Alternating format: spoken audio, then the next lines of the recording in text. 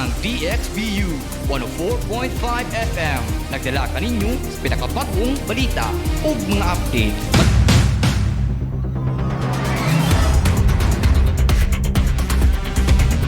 Mayang hapon kanatong tanan, Malay-Balay City, mayang hapon probinsya sa Bukidnon o mayang hapon Bukidnon State University. Kaman nagpaminaw karon sa DXB 104.5 FM, ang inyong smart community-based and educational FM radio station sa Bukidnon State University. Sa dili ka magdugay karon mga higala, inyo naman dunggan na mga pinakalamas na itong mga balita sulod ang gawa sa nasod. Kini ang DXB o Balita Patrol. Kini karong anlawang Huwebes, Petsa 6 sa bulan sa Marso ning tuig 2025. Kini gyud makauban sa kahanginan, kini si Kyle Christian Flores. Ara sa padagan o pagtando sa ato ang Smart Bukidnon State University President Dr. Joy M. Mirasol, apay na po sa ato ang Vice President for Research, Extension and Innovations, Dr. Karina Joan V. Barroso, Vice President for Academic Affairs, Dr. Hazel Jane M. Abuela, Vice President for Administration and Finance, Mr. Dante S. Victoria Jr., o Vice President for Culture, Arts, Sports and Student Affairs, Dr. Lincoln Vitan. O sa atong DXB 104.5 FM, hilabi na sa ato ang Operations Manager, Engineer Manuel Chaji Agurob. O sa tibok DXB 104.5 News and Technical Team. Ilabi na sa atong technical duty karon, Sir Miguel Luis L. Dizo. Sir, maayong hapon kanimo sir, og daghang salamat gyapon sa atong pagpanag-uban karon. Pag-set up kita sa itong mga Facebook Live. Okay, kalimot sa mga higala, live kita sa itong Facebook page sa facebook.com/DXB 104.5 FM. Apila sub sa itong YouTube channel na DXB 104.5 FM po mga higala. Dili kita maglangan karon mga higala, mo gani ang atong mga uluhan sa itong mga balita, ang atong mga headlines.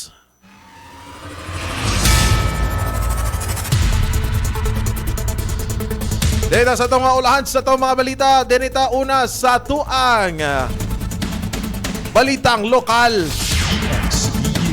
Malay-Balay Health Council nagpaligon sa inisyatibo sa komunidad. Malay-Balay City giaprobahan ang ordinansa para mapalambo ang katako sa IPMR o Indigenous People Mandatory Representative.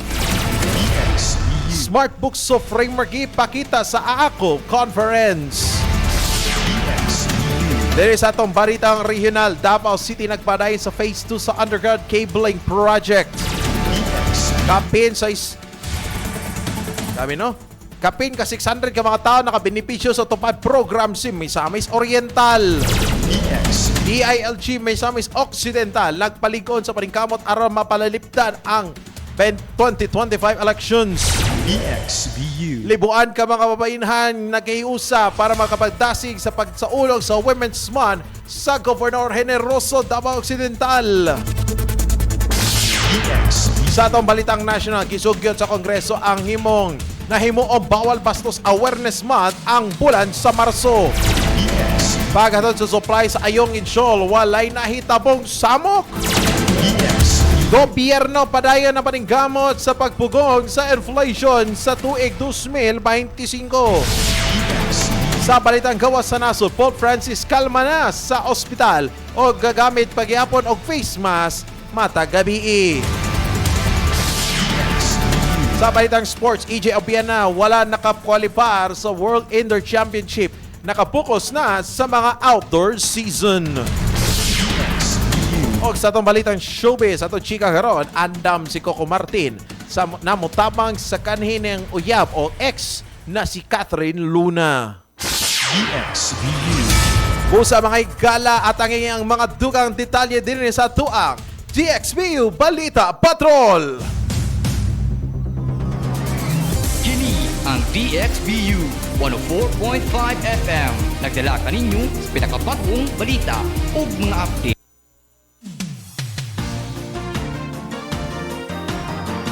Weather update.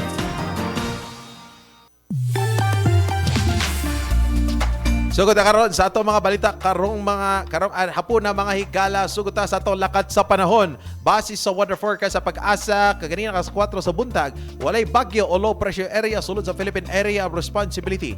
Ang Northern Mindanao dili apektado sa amihan o northeast monsoon apan makasinati sa panalagsang pandag-om ngadto sa mapanguro na kalangitan inubanan sa patak-patak na pag-ulan, kilat o papanugtog tungod sa easterlies. Ang easterlies mao ang init na hangin na nagikan sa Pacific Ocean nga gidala sa pagpanguhod. Panganod sa posibleng makapaulan sa mga lugar nga apektado niini.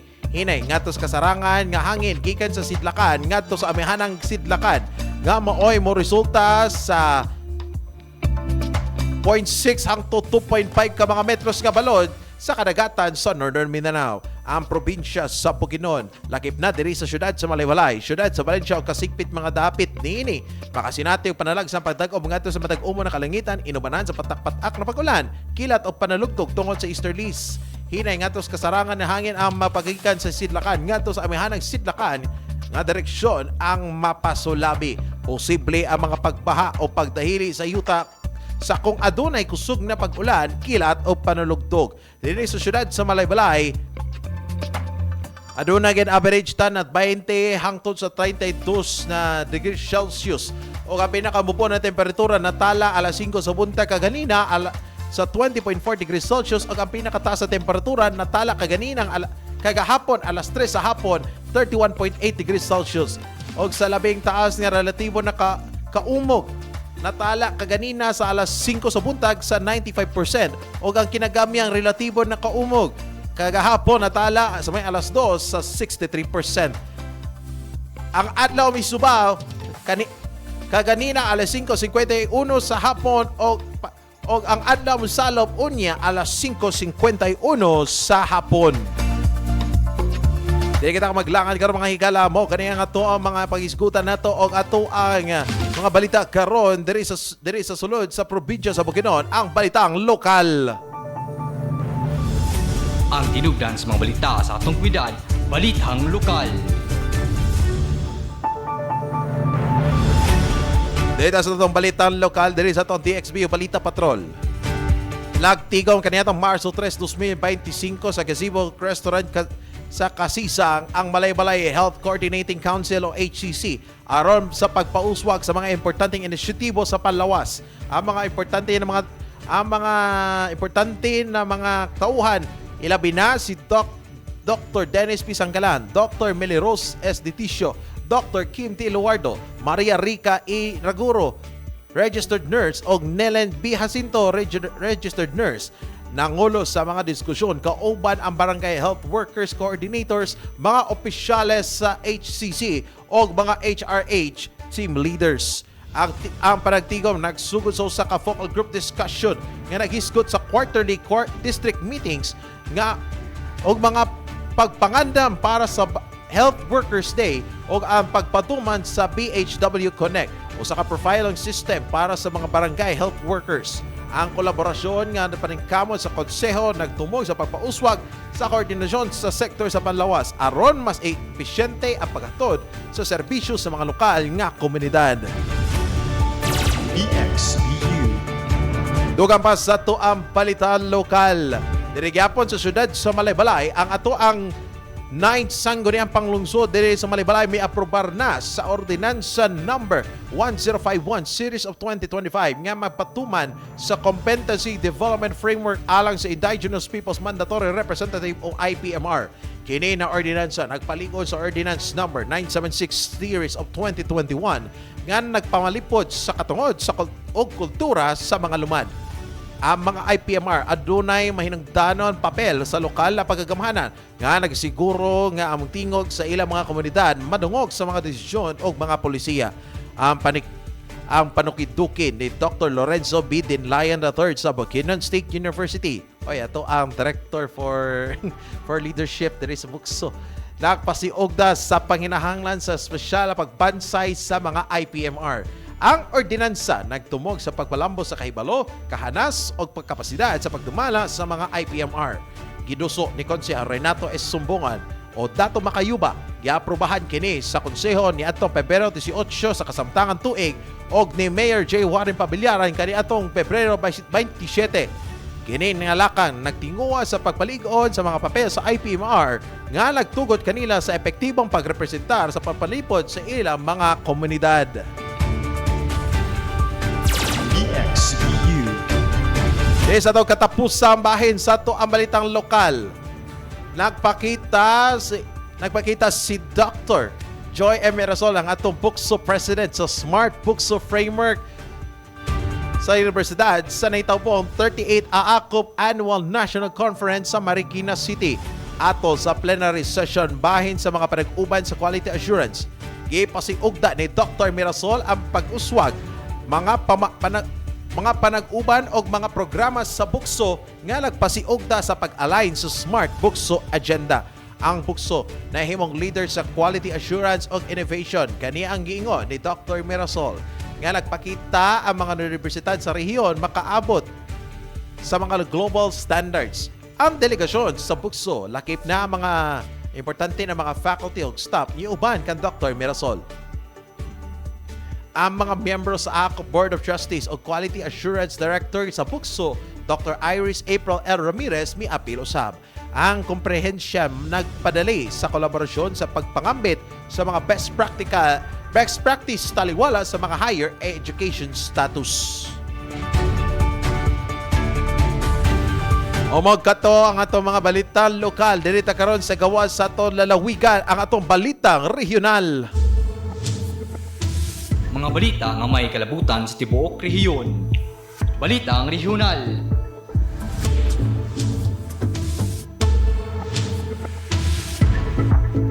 Dirita sa atong balitang regional, nagpadayon ang Davao City sa Phase 2 sa ilang underground cabling project nga nagtumong sa mas maayong seguridad o mas nindot na sentral na distrito sa negosyo. Ang City Engineers Office uban sa mga telcos sa mga kumpanya sa utility nakatapos sa paglimpyo sa kabahin sa Magsaysay Avenue kaniadtong Marso 2. Ang Phase 2 gikan sa BFAR hangtod sa Unity Archway. Nagsunod sa pagkahuman sa Phase 1 gikan sa Post Office hangtod sa BFAR. Ang inisyatibo nagsunog sa Ordinance Number 0152-17 nga nagmando sa underground cabling alang sa mga linya sa telekomunikasyon o utility.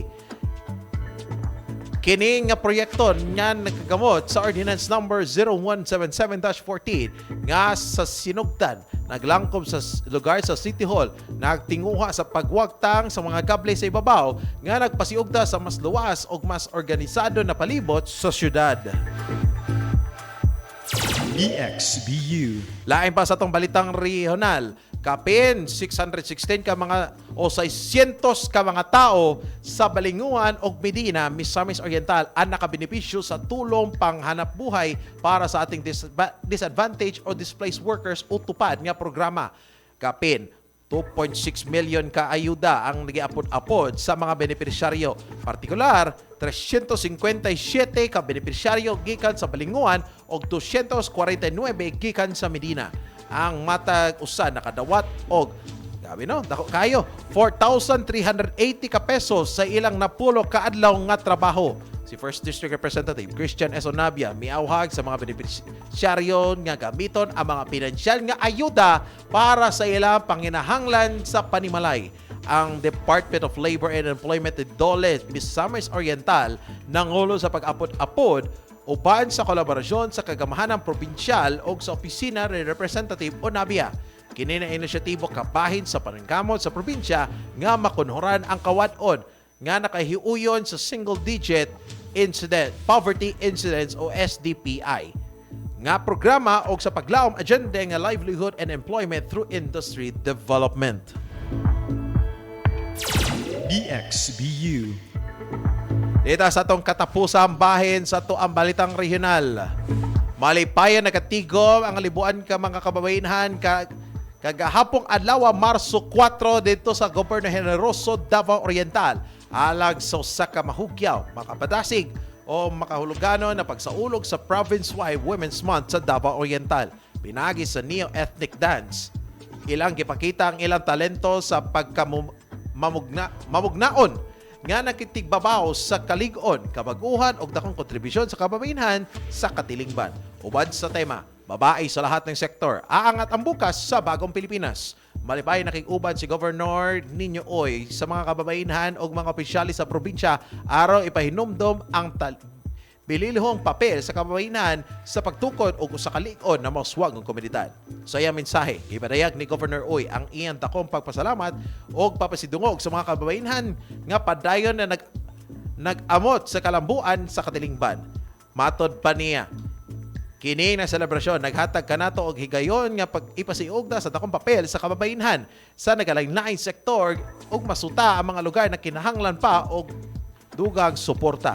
Ang iyong kontribusyon bililhon og angay tagahan pasidungog dili lang karong buwana kundi matag adlaw sa atong kinabuhi. Kini ang giingon ni Governor Uy.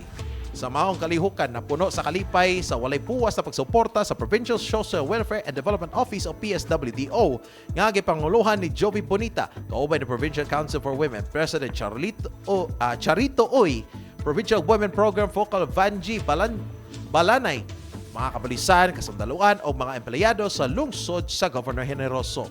Puno sa kasadya, papremyo paghiusa ang tibok adlaw ng selebrasyon naghatag og kahupay o kalipay sa mga kababayenhan. Magpadayon ang pagsuulog sa province-wide Women's Month ugma Marso 5 sa lungsod sa Lupon, diin ang ilang grupos kababayenan ang paghatagan o pasidungog alang sa takong papel sa katilingban.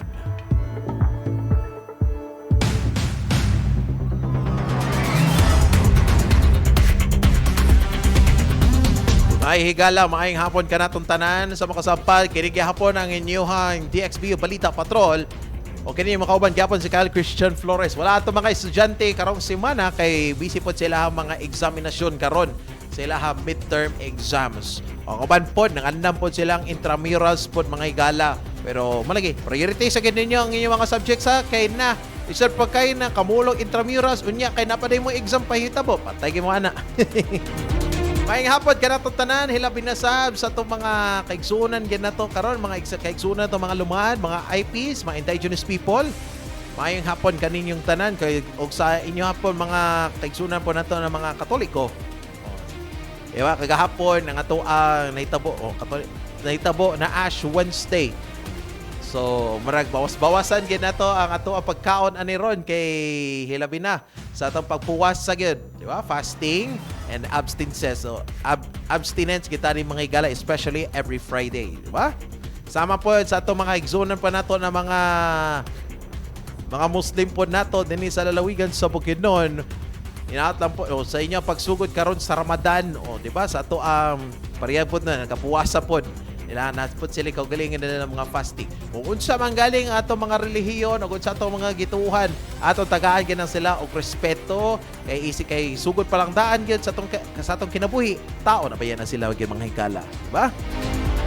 Di padayon kita mga higala dinhi sa ato ang DXBU Balita Patrol og ayo kalimot pod sa ato ang mga Facebook page nato, facebook.com/DXBU 104.5 FM o apila sab sa itong YouTube channel sa DXBU 104.5 FM. Mga higala, please like, follow, and share. Subscribe po sa ito ang YouTube channel para mas makadaghan pa mga higala na ito na makabalo. So, unsay mga panghitabo din sa ito ang sa ito lalawigan sa Bukidnon, sa Bukidnon State University o sa gawas sa nasod Pilipinas.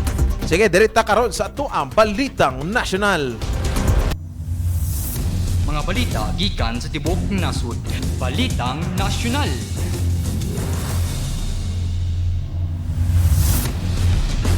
Sugod ta sa itong Balitang Nasyonal, kauban sa paghandom sa Women's Month o sa kasugyot ang gisumite sa Kongreso nga nagpahinomdom sa gidili nga pagpasipala ang House Resolution number 2247. Isangat ni Akbayan Representative Percy Sendana nagtumong sa pagdeklara sa Marso isip bawal bastos awareness month aron mapalig-on ang kampanya batok sa pagpangharas. Matod ni Sendana, dili na angay tugutan ang mga papainsulto sa mga kababae o guban pa na mga gender. Gibutsyag niya na ang mga bastos na pinuhatan gidili sa kadalanan, opisina, social media o gilabi na dinhi sa gobyerno. Ingon ni Sendana, ang tanang kinahanglan mubati o kaluwasan bisan sa asa sila muadto wala mga pasangil o walay mga rason. Duga pa niya, ang respeto dili angay mahimong seasonal o ang mga bastos nga tao dili angay ang tagaan og espesyal na pagtagan.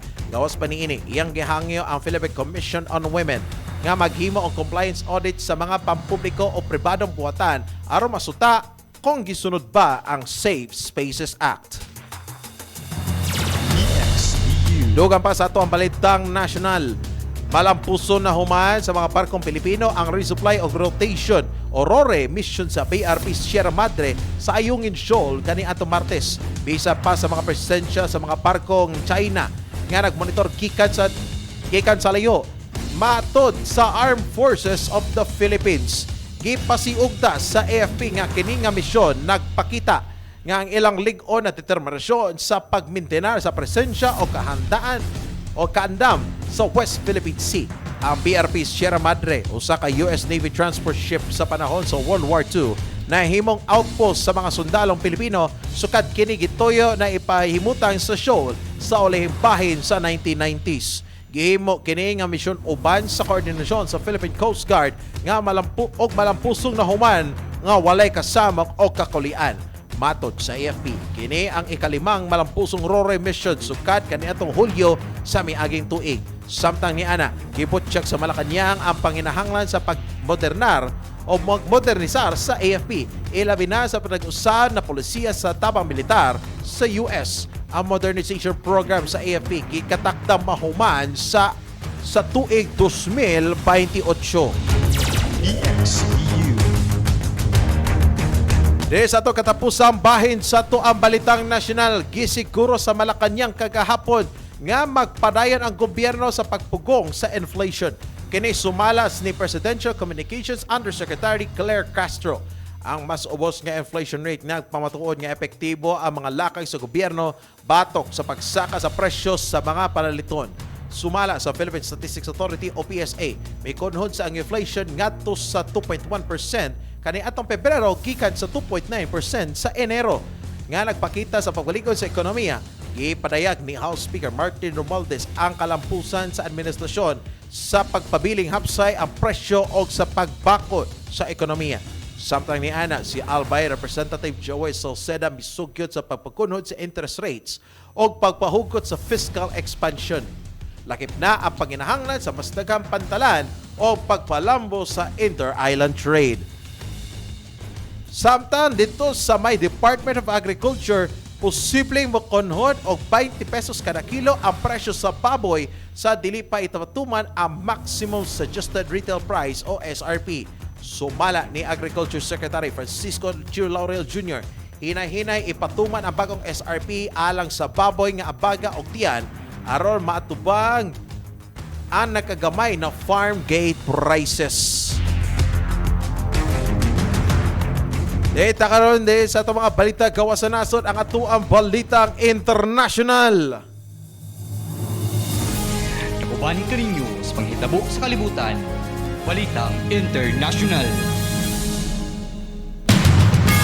Direta sa itong balitang international, kalma ang kahimtang ni Pope Francis sa ospital kaniadtong Martes og wala na siya makasinati og laing kalistanan sa pagkinhawa nga sama sa nahitabo kaniadtong Lunes. Sumala sa Vatican, apan ang 88 anyos na Santo Papa magpabili niya maggamit og oxygen mask sa tibok gabi isip kabahin sa iyang pagtambal. Si Pope Francis gidala si Gemelli Hospital sa Roma sukat Pebrero 14 tungod sa double pneumonia.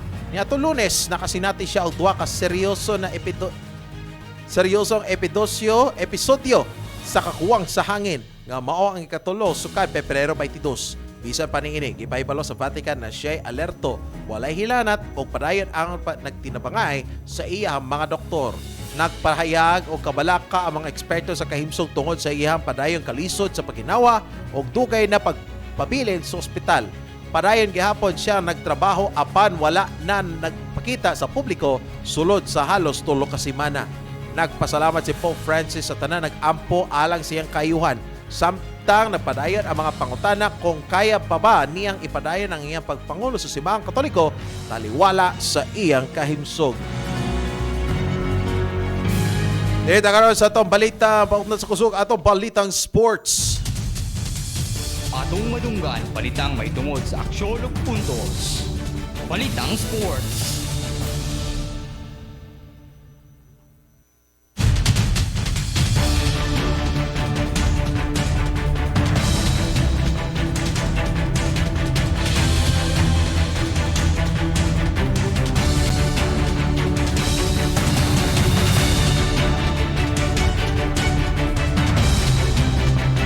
Dinita karon sa ato ang balitang sports mga higala.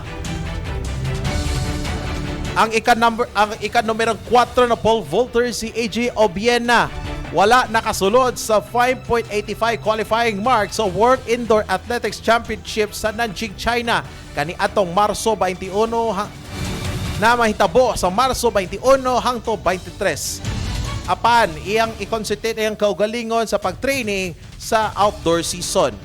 29 anyos na karon si EJ Obiena nga nibalik gikan sa upat ka bulan na recovery sa iyahang spinal stress fracture. Og nakaikaduhang pwesto siya sa Cottbus, Germany nga adunay 5.65 jump kaniadtong Enero 29. Nakadaog sab siya og bulawan na gold sa Metz, France na adunay 5.70 ka metros pero nakalisod na siya sa mga nagasunod-sunod na mga kompetisyon.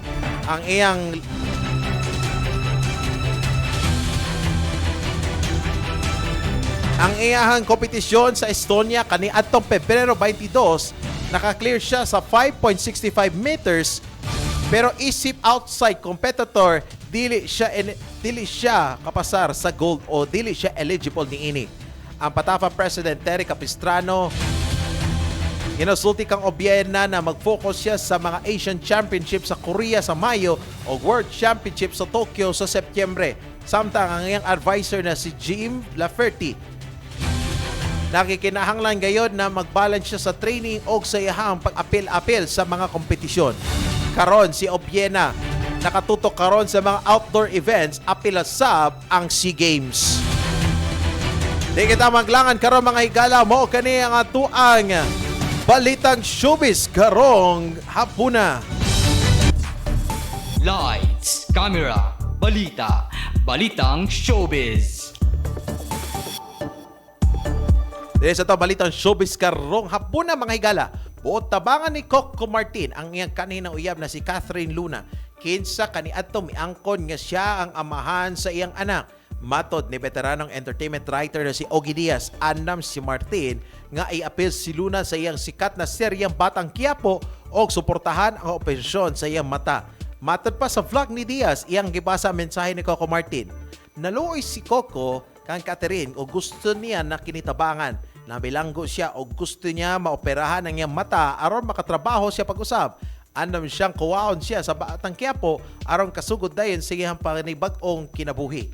Apan naglaom si Martin na mausab si Luna og dili na mobalik sa iyang daan na bisyo. Midugang usab siya sa mutabang sa pagpangita og maayong ospital alang sa operasyon ni Luna. Samtang naa sa relasyon karon kang Julia Montes, gipahayag ni Martin na napasaylo niya si Luna.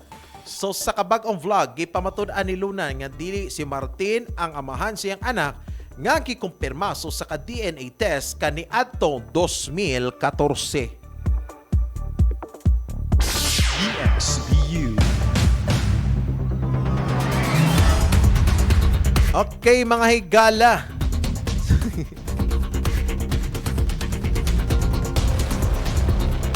Oo, di ay mga higala no, adto na tay announcement diri nanawagan karon ang mga alumni from gikan sa hospitality management o hotel and restaurant management.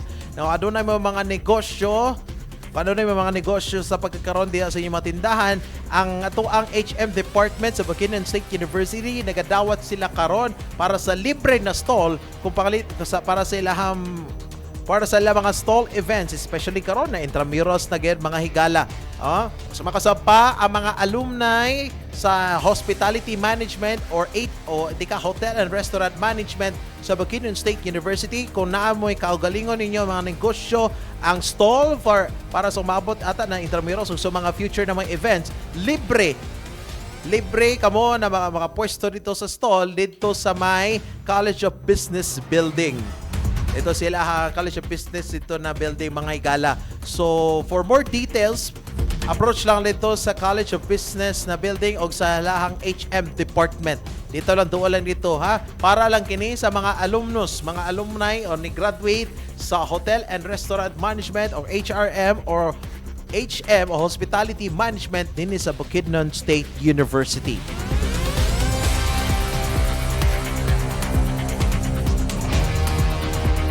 Okay, mga higala na ato sa pagtando sa ato ang Smart Bukidnon State University President Dr. Joy M. Mirasol, sa atong Vice President for Research, Extension and Innovations Dr. Karina Joan V. Barroso, Vice President for Academic Affairs Dr. Hazel Jane M.